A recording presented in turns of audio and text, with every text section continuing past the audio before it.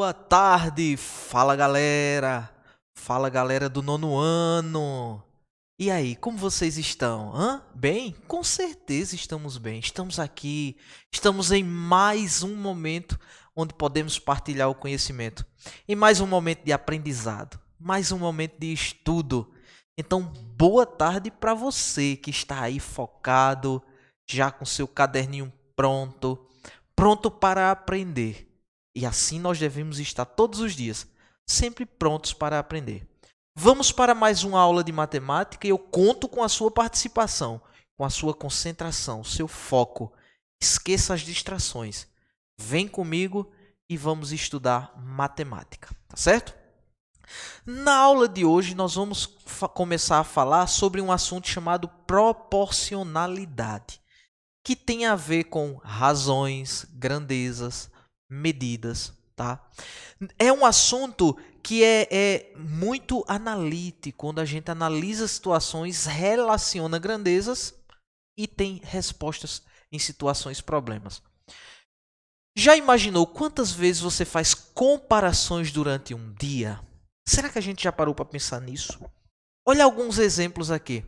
Quando a gente compara quantidades para quem cozinha, por exemplo, para quem vai ali na cozinha fazer uma comida, você usa medidas em quantidades para determinadas receitas. Um exemplo.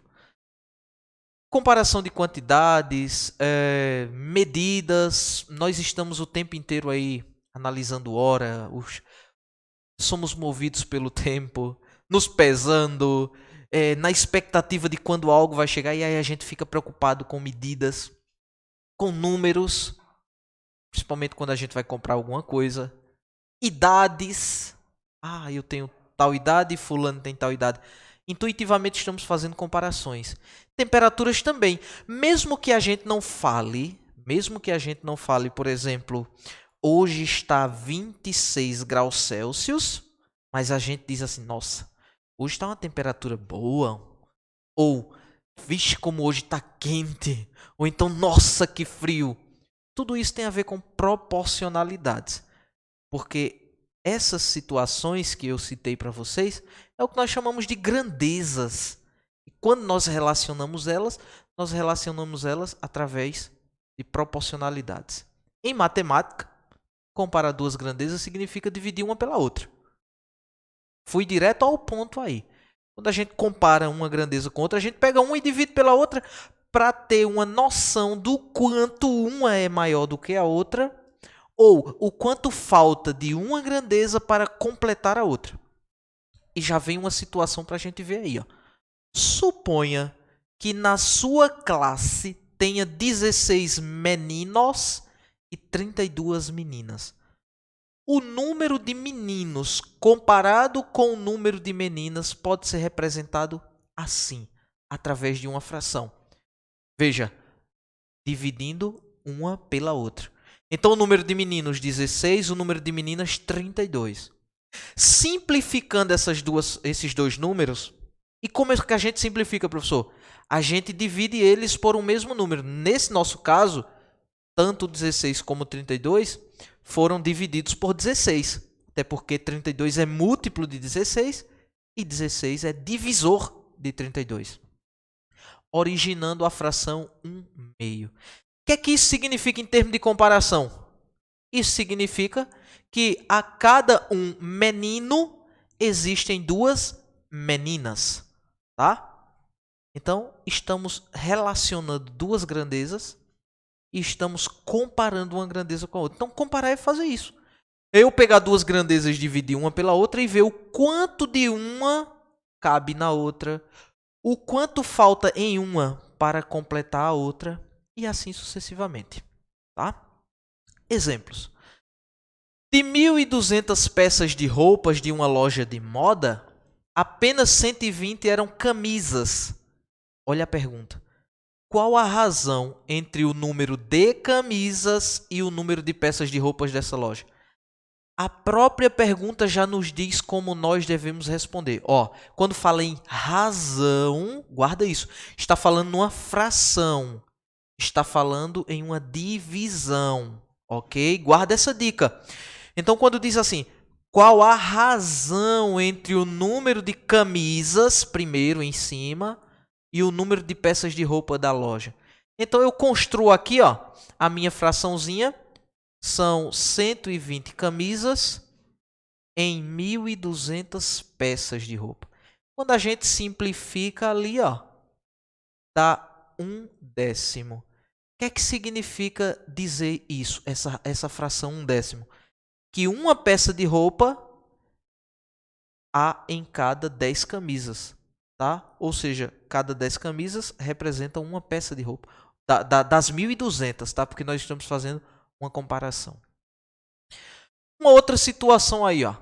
Dos 1.000 alunos da escola Todo Conhecimento, 450 são alunos do ensino fundamental 1. Como podemos representar a razão entre o número de alunos dessa escola com o número de alunos do ensino fundamental 1? Então, veja, eu tenho sempre uma parte que está sendo usada para relacionar com um todo, com uma parte maior. Então, eu tenho 1.000 alunos e desses 1.450 são alunos do Fundamental 1, de uma determinada fase do ensino. Colocando aí 450 sobre 1.000. Ô, professor, toda vez a gente vai montar uma fração? Toda vez a gente vai montar uma fração. Toda vez a gente vai precisar simplificar essa fração? Toda vez que for possível simplificar. E quando é, professor? Quando os dois números forem múltiplos um do outro. Quando um se originar do outro.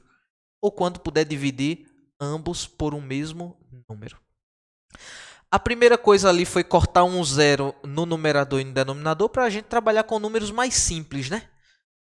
Dividindo 45 e dividindo 100 por 9, porque por 5, porque o 5 ele é divisor tanto do 45 quanto do 100, a gente encontra a fração 9/20, que é a razão, tá, do número de alunos dessa escola com relação ao Fundamental 1. Outro exemplo. O proprietário de um supermercado comprou 100 caixas de leite que tinham uma marca chamada de marca X. Entre elas, 18 estavam estragadas. Aqui a gente já pode deduzir. Ó, para a marca X, 18 de 100 estavam estragadas, ou seja, 18% estavam estragadas. Veja que não precisa nem calcular muito, só analisando o problema. Comprou também 200 caixas de leite de uma marca Y. E entre elas, 20 estavam estragadas. Mais uma vez o raciocínio. 20 de 200 estavam estragadas. E aí vem uma pergunta. Qual das marcas de leite deu mais prejuízo ao supermercado? Se nós compararmos as caixas estragadas, diremos que a marca Y deu mais prejuízo, porque foram 20 caixas da marca Y com relação a 18 da marca X. Só que tem um detalhe, né, gente? 20 de 200 e 18 de 100. Vamos continuar. Mas nesse caso, o correto seria pensar assim. Marca X, 18 em 100 estavam estragadas. Logo, o prejuízo em relação ao total de caixas foi de 18%. E para a marca Y, 20 em 200 estavam estragadas. Logo, o prejuízo foi de 10%. Como 18% é maior que 10%, o prejuízo maior foi causado pela marca X. Então, veja, que não é simplesmente eu olhar para o número em si. Eu tenho que relacioná-lo com o total. Daí a importância da razão. E eu analisar cada situação e depois comparar. Tá? Continuando aqui, mais uma situação. Vamos considerar um retângulo que tem como base 18 centímetros, base é a parte maior, e altura 8 centímetros, juntamente com um triângulo que tem uma área de 4 decímetros quadrados. Qual é a razão entre a área do retângulo e a área do triângulo? Aqui nós temos que lembrar o seguinte, que a área do retângulo ela é calculada multiplicando-se a base vezes a altura, e é isso que a gente vai ver aqui, ó. Área do retângulo, 10 centímetros vezes 8 centímetros. A área do triângulo já foi oferecida no problema. Até porque a pergunta do problema é qual é a razão entre as áreas. Então, a área do retângulo, 10 vezes 8, que é 80. E a área do triângulo já foi oferecida, já foi dada no problema, que é 4 decímetros quadrados. Só que aí tem um problema. nós temos a área do retângulo que é dada em centímetros quadrados e a do triângulo em decímetro quadrado. Então, nós temos que fazer uma transformação de decímetros para centímetros quadrados. Veja, basta multiplicar esse 4 aí por 100, que vai dar 400. Então, em 4 decímetros quadrados, eu tenho 400 centímetros quadrados. Cortando um zero ali no 80 e no 400, nós temos agora que simplificar. 8 e 40 são múltiplos. Basta eu dividir, então, os dois por 8, que vai dar 1/5 de centímetros quadrados. O que é que significa isso? Que a área do retângulo é 1/5 da área do triângulo. Então, continuando aqui, uma das razões ou uma das grandezas de proporcionalidade que a gente conhece e estuda muito é a escala, que é uma razão entre a medida de uma maquete e a medida de um edifício ou de um desenho real. Para quem quer ser engenheiro, por exemplo, lida muito com isso. Na geografia, o estudo da cartografia também envolve muito isso, porque você já imaginou, você pega um mapa mundi lá e nele tem o planeta Terra, e a gente sabe que é impossível colocar o planeta Terra realmente como ele é em cima de um papel, né? Por razões óbvias. Então, o que é que faz? A gente usa essa ideia de escala, de proporcionalidade, para colocar no papel o planeta Terra inteiro. Eu estou usando o planeta Terra citando o exemplo do mapa mundi. Aí você olha lá no mapa mundi, tem uns numerozinhos assim pequenininhos que são as escalas que mostram quantos centímetros do papel, do desenho, equivalem à imagem real, no caso o planeta Terra. Mas a gente pode fazer isso para mapas, por exemplo. Um exemplo ainda mais próximo de nós, a gente pode fazer isso para plantas de casa. Você sabe que não tem como colocar a área de um terreno que vai ser construído dentro de um papel, de uma folha de A4 ou ofício. Então, o engenheiro e o arquiteto, eles vão fazer essa transformação, né, ou uma transposição. Eles vão conseguir colocar no papel aquele terreno, mudando sua escala, através da ideia de escala. Então, a gente usa a escala para representar o desenho de uma casa, de uma cidade, ou até para fazer um mapa e aplicá-la na redução ou ampliação de desenhos. Tá? Então, a gente diz que a escala é uma relação entre o comprimento do desenho dividido pelo comprimento real. Olha aqui um exemplo. Usando a escala 1 por 100, Sandra desenhou a planta de uma casa de 13 metros de comprimento. Qual é a medida do desenho de Sandra? Ou seja, o que é que está querendo saber? O desenho que ela vai fazer desses 13 metros de comprimento vai ter qual medida? Basta primeiro a gente fazer uma transformação dos 13 metros para centímetros. Então, 13 metros são 1.300 centímetros. Usar a fórmula da escala, que é o comprimento do desenho dividido pelo comprimento real. Fazer ali uma razão e proporção. E que a gente encontra que o desenho de Sandra é de 13 centímetros de comprimento. Uma outra muito utilizada para quem estuda ciências do 9º ano, por exemplo, a gente lida com uma área da ciência chamada física e que trata da velocidade média, mas ela é também uma razão especial, que é a razão que relaciona a distância percorrida por determinado corpo e o tempo gasto para percorrê-la.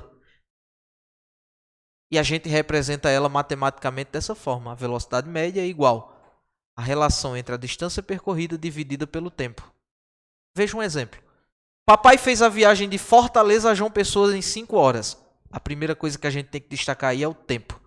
Então durou 5 horas. Teve um deslocamento entre 2 pontos, uma distância percorrida que durou 5 horas. Sabendo que a distância entre as duas cidades é de 1.000 km, olha a distância percorrida, calcula a velocidade média.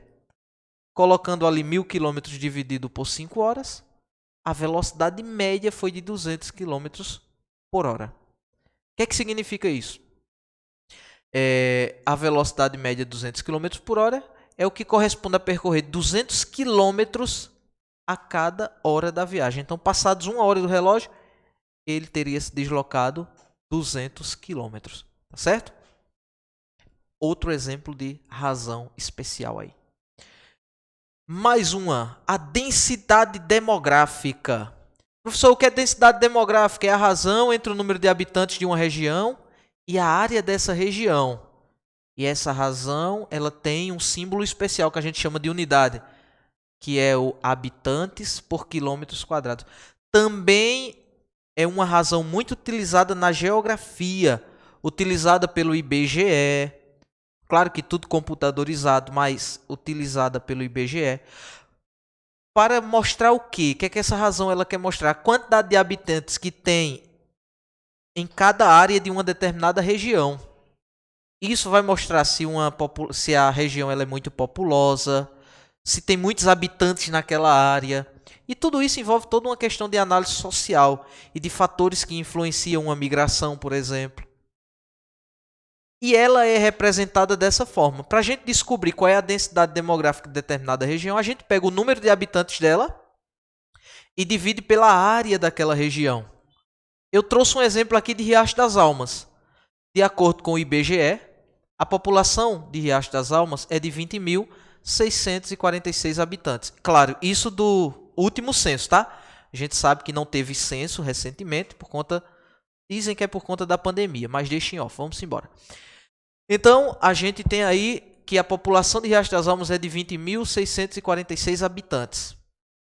E conta com uma área, a área do território de Riacho das Almas, 304.003 km².